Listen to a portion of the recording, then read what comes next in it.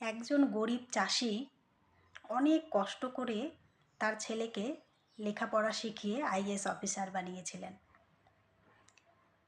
একদিন সেই চাষি তার ছেলের কাছে গেলেন এবং ছেলের কাঁধে হাত রেখে বললেন, বাবা বলো তো, তোমার আর আমার মধ্যে কে বেশি শক্তিশালী? তখন ছেলে বলল, বাবা আমি। বাবার মুখটা শুকিয়ে গেল।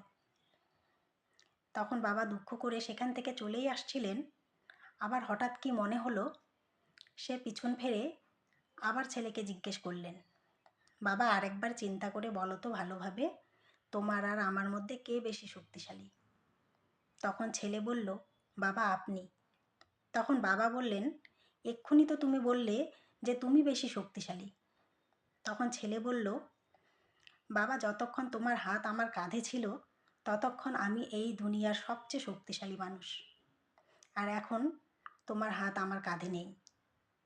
বাবার চোখে জল চলে আসলো। কথাটা তো ঠিক, তাই না?